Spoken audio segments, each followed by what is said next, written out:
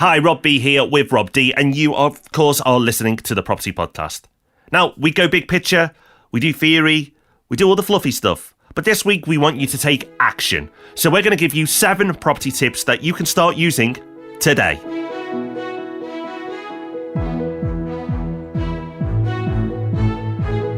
Welcome to the Property Podcast, where every Thursday morning property investors come to be informed and inspired. This week, so much that you can take away and put into use to make yourself a more successful investor. In a shocking twist, our news story this week is not from the Express, it's from the BBC. And the headline is Soaring Second Home Ownership Hitting Young People.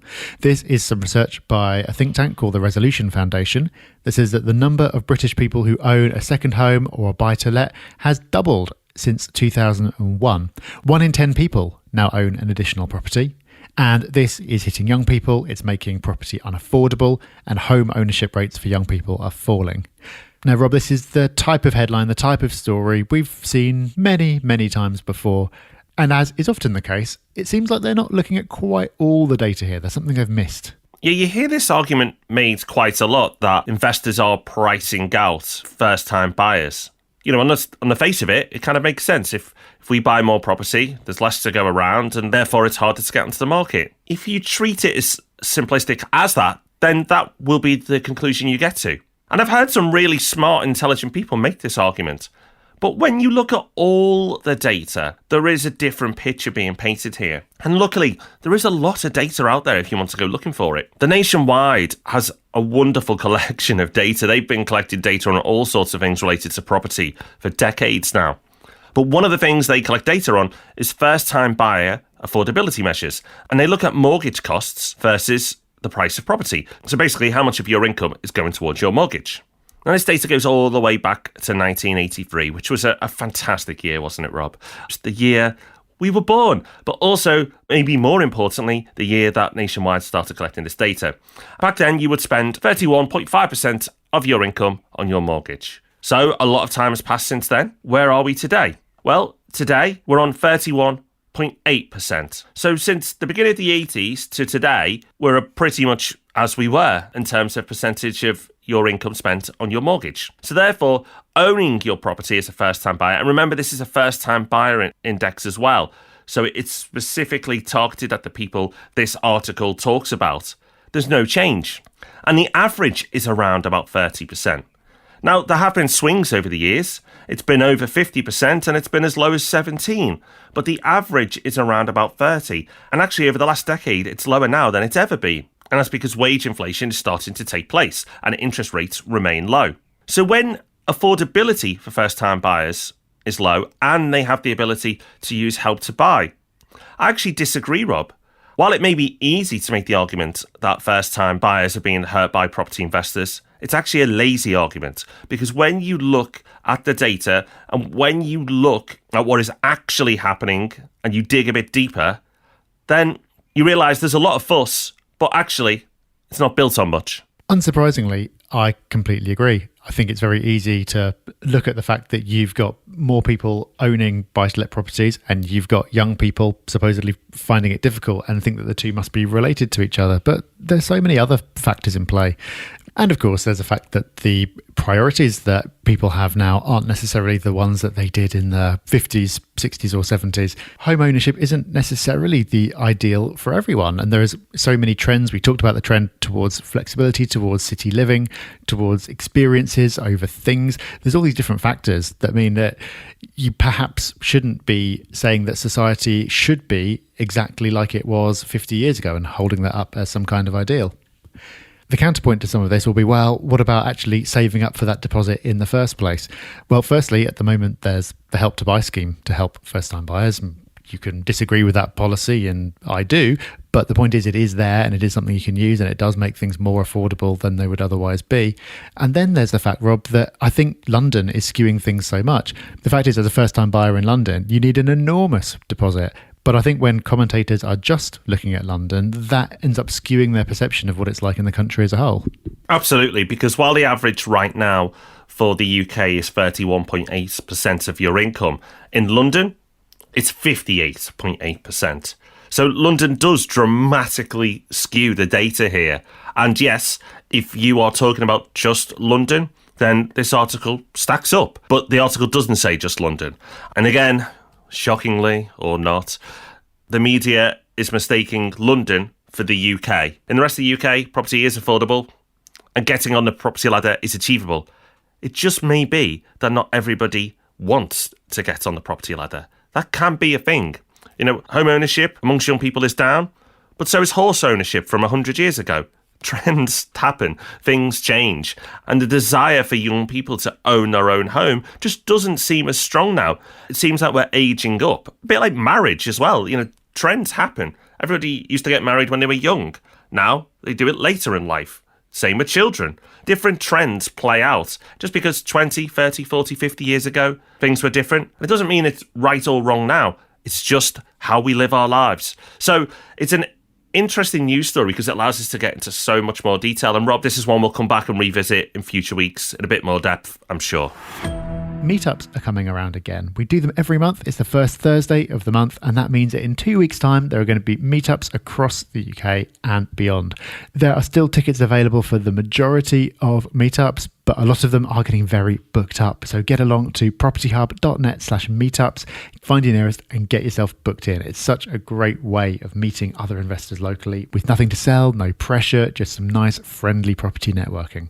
And also, Rob, we've crossed a really nice milestone this week. Yeah, thank you very much to everyone who's supported us on YouTube. We've only just started and already we've hit 5,000 subscribers, which is amazing. Thank you so much. We're trying to get out at least a video a week. We are getting more ambitious with the things we want to do on our YouTube channel. So if you haven't subscribed yet, check out the show notes or search for Property Hub UK in YouTube and you can find us there. Subscribe, hit the little bell notification thing, and you will make sure you see our videos that come out every single week. One we put out in the last week is why buy to let isn't dead. So yeah, we've talked about that in a podcast and we've expanded on it further via YouTube. So make sure you go and check out that one. Our main topic this week is 7 property tips you can start using today. Because we really enjoyed doing the big picture episodes and the philosophical episodes and the mindset episodes. They're all great and we get really good feedback on them. But sometimes you just want something quick and actionable that you can grab, put into use and have more success as a result. So today we've got 7 of those covering everything from before you buy a property, through management, through to your exit and how you run your business. There's guaranteed to be something in here that you can put to use and get better results. So let's work through that list. Rob, what's number 1? Okay, first of all, account for your time. When you're running the numbers for an investment, work out an hourly rate for your time and factor that in because that was going to dramatically change the return that you make from your investment. A mistake that people make in business in general, and they make it in property as well, is valuing their own time at nothing. And you wouldn't work for somebody else for nothing. You wouldn't be able to find someone to do this job for you who would want to be paid nothing. So why pretend that your time is free? If you do that, it completely changes what a good investment looks like. Looking out for some once-in-a-lifetime unbelievable investment that you can get at 20% BMV and all that kind of thing. If you have to spend thousands of hours a whole year looking for it, then that's going to mean that the ROI from that actually isn't so great.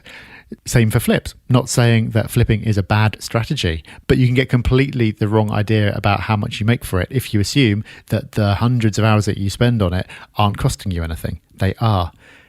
The point here is that you can be really, really hands-on with property, or you can be really, really hands-off with property. You've got the choice. There's lots of different ways you can get involved, and no one way is right. But to work out which is right for you, to put them all on an equal footing, and to get an accurate idea of the return you're going to make, you've got to put a value on your time. Number 2 on our list is become a Rightmove power user. Okay, so Rightmove, it's probably not a new one for you. You use it a lot, right? But are you using it to its full capability? Just going on and searching a postcode and having a look at a few properties doesn't make you a power user. It's using all the wonderful tools that Rightmove offers that will make you a true power user. So here's a starter for 10 to get you going. First of all, you want to be using alerts. If you invest in just one particular area, then alerts is an absolute must. But even if you're more open to where you want to invest and you will look at different towns and cities, you can set up multiple alerts. I have that. They're really useful. You can find out immediately when a property goes onto the market. You can, if you want, if there's a lot of properties hitting your inbox, set it for daily or even weekly. It's up to you. But if you are a property investor and you are looking for your own deals, then you must use alerts. Related to this, because you can have alerts for this feature, is use the map search. If you've got a very specific area that you want to invest in, you can draw a map. In some areas, you may want to avoid a certain part of town or even a road. You can do that by drawing around it. It's a really useful tool, but once it's saved, you can then get alerts telling you about properties coming up in that area. Again, another really useful tool. And there's more. You've also got the keyword search. Say you want to invest in the best part of town, but the area has low price points. So let's say you want to invest in the centre of Sunderland. You can type into the keyword search penthouse. So all the penthouse apartments will come up. There is no search for penthouse apartments, but by using that keyword, you can find them. You can check the land registry for free on Rightmove to see what properties have sold for before, to give you an idea of what the vendor may or may not be willing to sell for. And if that wasn't enough, you can use extensions like Property Log, which you can find in the Google Chrome store for free, which tell you the movement on property prices. A really useful tool and an absolute must for your toolkit. So Rightmove isn't just for searching.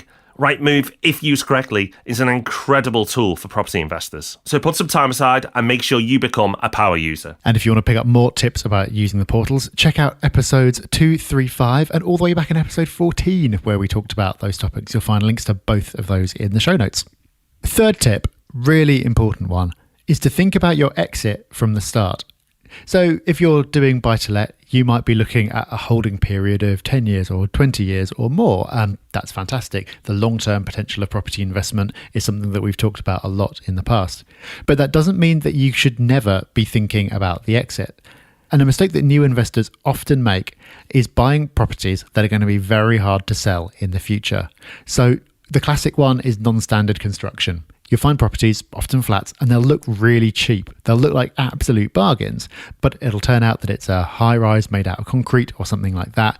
Anything that a lender considers to be non-standard construction makes it very hard to get a mortgage on, and as a result makes it very difficult to sell. You can only sell to cash buyers, so that's going to reduce the number of people you can sell to significantly. Short leases are another one that we see. That's something that can make it very difficult to sell a property. And you also get people going for highly specialist investments like hotel rooms, which can look great in the brochure, but the performance as an investment is debatable anyway. But certainly when you get to the end, it's very difficult to actually sell them on. This sounds like something you might not need to worry about that much, because if you're going to be holding a property for 20 years, it's like, well, I'll just cross that bridge when I come to it, and I'm sure there'll be someone who'll want to buy it off me. But the point is, because the buyer pool is going to be limited, that is going to constrain the capital growth that you get. And the great thing about property investment over the long term is the capital growth. So by buying something that's going to be hard to sell, you constrain your capital growth potential. So it hurts you the whole way through, not just when it comes to that moment that you want to sell. So think about that from the start. A lot of investors in their search for a bargain overlook this factor, and it can be a very expensive mistake. This next tip is a simple one, but it's hardly ever followed through, and that's why we're bringing it to your attention again. What is it? It's making sure your mortgage broker is experienced with working with investors.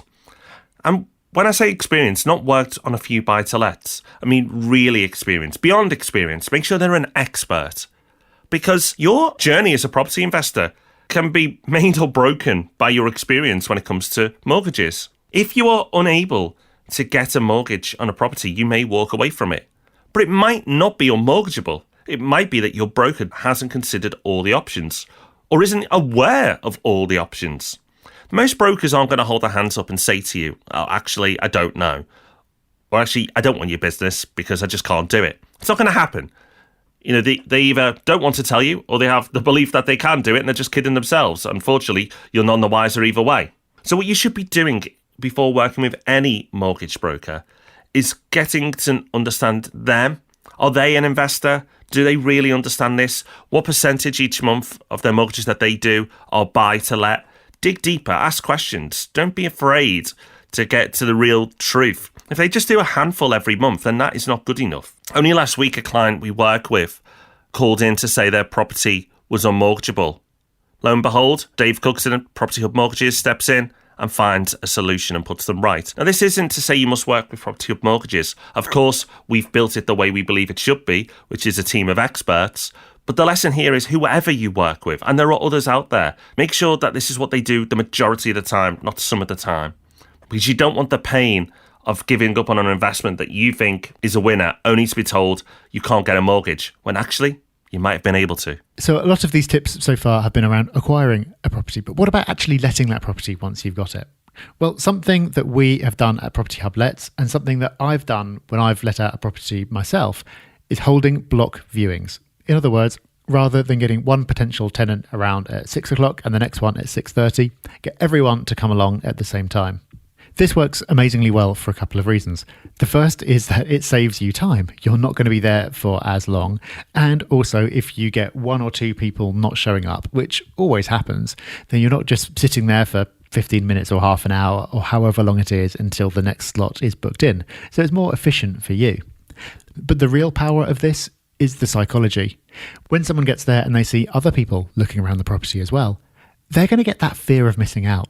If they hate it or it's not suitable for them, of course, that doesn't change anything. But if they like it, they're going to be more likely to act and do so quickly because they don't like the idea of somebody else getting in there before them and them missing out. It's not dishonest because all those other people would have been looking around the property. They would have just been doing it at different times. But by having it all happen at the same time, you're going to harness that psychological advantage. And often you're going to come away from that block viewing not just with one offer, but with multiple offers. Another way to get offers or get your property let is consider pets. Most people love pets, right? Dogs, cats, hamsters, gerbils, goldfish, whatever. We love them. Most people have them. But yet, most landlords won't entertain them. Certainly the bigger ones anyway. But that creates an opportunity. Because most landlords and investors immediately say no to pets, it means there's a huge group of people that are looking to rent property but are unable to find a place to live. So if you are willing to entertain the idea of allowing people to have pets in your property, then you may be able to let your property quicker. Now, in the past, if you consider pets, what you could do is hold a larger deposit. But unfortunately, you are unable to do that now, which again hurts people who have pets because that's how they would have got around it. But you can tackle this another way. If you manage a property yourself locally, you can go and meet the pet, interview the pet. So yes, you do meet the potential tenants, all of them. So if Rover the dog is one of the potential tenants, go and meet Rover. Better still, if you can, go and meet the tenants in their current home and just see how it's been looked after. Just see how that pet is behaving within that home. That will give you a good idea. That will give you a good idea of how they're going to behave in your home. So don't automatically rule out pets because so many others are, and that's your opportunity. Now, a lot of these tips have pinpointed particular parts of the investment process, but this last one encompasses everything, and that is run your investments like a business. The first absolute essential of doing that is using a separate bank account for your property income and outgoings. It's astonishing how many people just have all their property income and expenses coming in and out of their personal bank account. When you do that, it's almost impossible to actually track how much money you're making and what your costs are and everything else because it's all intermingled. It's an absolute nightmare for your accountant as well. So even if you're investing in your own name, not through a limited company, it's very simple to just open a separate personal bank account and run everything through there. If you don't do that already, please make it your project for the next month to set that up because it's a little bit of hassle, but then it makes everything so much easier. It allows you to do things like setting aside a bit of money each month for maintenance. So you could have a linked savings account and put aside either a particular monetary amount or a percentage of your profits every month as a float to cover you for when maintenance crops up. We've talked about this kind of thing on the podcast before. This isn't something that I actually do, but a lot of investors who have more maintenance heavy properties do this, and it's a really good idea. Those are the foundations, but on top of those foundations, there's so much more that you can do as well. Once you've got everything set up properly, there's all kinds of clever time-saving things you can do with technology to automate your bookkeeping, to make it easy to track invoices, to track whether rent's been paid or not, and to do some analysis as well. So you can see which properties are the most profitable for you, which have the highest maintenance costs, who owes you money, all that kind of thing. There's all kinds of fancy stuff that you can do, but at least make sure that you're doing the basics and running your investments like a business.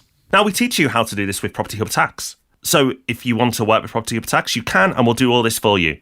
But even better, If you don't want to work with us, I know this sounds weird, you don't have to. We're going to teach you how to do this for free. We're going to treat this subject as its own podcast in a few weeks and teach you how to set up your own property business with all the cool systems and processes we use at Property Hub Tax. So if you want someone to do it for you, fantastic. But if you don't, we're going to teach you how to do it for free. Yep, no property secrets on the Property Podcast. Crazy business model, but you guys seem to like it. It's that part of the show now where we like to celebrate your success. If you've done a great deal, if you've finished a refurb, if you've just taken your first steps into property investing, we want to hear about it. We love hearing how you've taken things like the tips we've talked about today and actually put them into action. You can do it on Facebook, Twitter or Instagram at Property Hub UK. You can do it on the forum, or you can even go old school and send us an email. Nothing wrong with that at all. And that's what Rachel has done.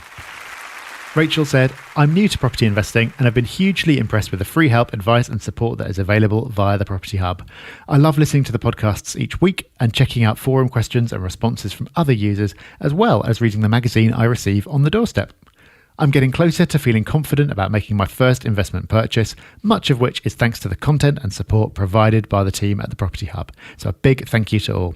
Just waiting for Property Hub tax and mortgage appointments to get me set up in the right way. And I love this, Rob, because we've shared lots of things in the past about people who've bought 6 properties in a year and all kinds of magnificent things. But actually building up the knowledge and the confidence to take that first step is massively significant in itself. It really is. And that's why we do this, because we want you to be confident. Of course, it's going to be scary, no matter how many podcasts you listen to, even if you work with Property Hub Tax and Property Hub Mortgages. Yes, you will feel more confident because you've got experts surrounding you and helping you with that process, but it's still scary. So the first one will be the toughest to do, emotionally. But Rachel, I've got every confidence you'll do it. So please get back in touch when you've taken that epic step and you've made your first investment. We'd love to hear how it's gone. So that is the Property Podcast done for another week. Some tips there that you can go and start using right now. So go do it. We'll be back next Thursday with the Property Podcast, and before then, Ask Rob and Rob on Tuesday. And in the meantime, keep in touch on the socials. We're on Facebook, Twitter, Instagram, and YouTube at Property Hub UK. So until we meet again, have a great week, and we'll see you very soon. Bye-bye. Bye-bye.